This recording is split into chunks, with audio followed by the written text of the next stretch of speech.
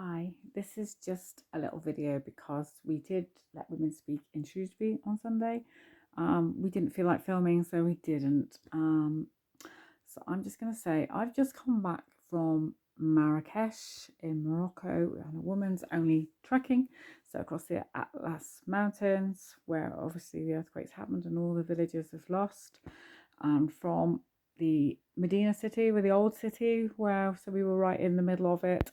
It's like a 6.4 where we were, so came out, hotel was shaking, everything was shaking. We'd run upstairs, so if the building collapsed we'd be above the rubble, and then we think the aftershock's not coming, so you run downstairs and you can't see by this stage because it's night time, and the rubble is above your heads, the clouds, the sand, so you're like this, trying to breathe and hold everyone's hands to make sure you've got everyone, to make sure as you're going out through these little tiny streets where no cars can come or anything like this, and you wander around and you try and find there's a derelict building that's missing, so we stood there for a while to make sure if the aftershock's coming that no wall's going to fall on us and no rubble, and obviously there's dead bodies there.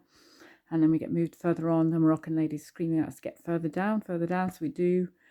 We're sitting there for a while with everybody's crowded in the street, just sitting there. No one's coming. There's no lights. There's no sirens. There's nothing. There's no help.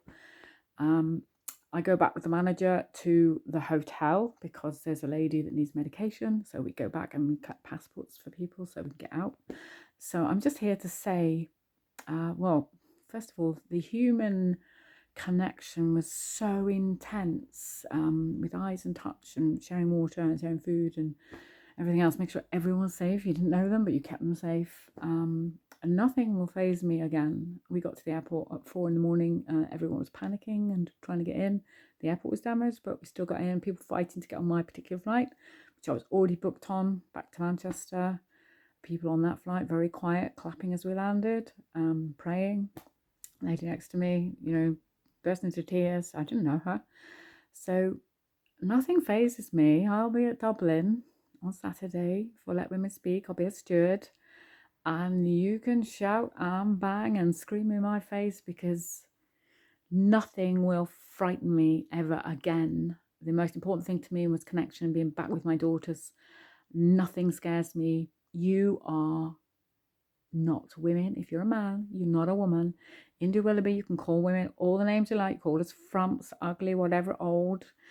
It doesn't matter. We don't care. We are women. It doesn't matter. We don't have the need to dress up and try and convince everyone with some slutty party mode that everyone's going to fancy us, because it don't really give a stuff if men fancy us now. We know who we love and who we don't love, and we know who we respect and who we don't respect. If you haven't got to your age at 58 and you don't know what's worth having, there's no hope for you, really, is there?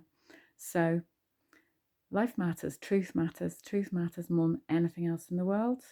And I've seen death and faced it, and nothing scares me, and I will not budge. My daughters need single-sex spaces, and other people's daughters need to be kept safe. They don't need testosterone. They don't need their bodies mutilated, and nor do our sons. Leave our children alone. Leave women alone, and keep your dirty sexual fetishes to yourself. So I hope that's clear enough. I am unafraid.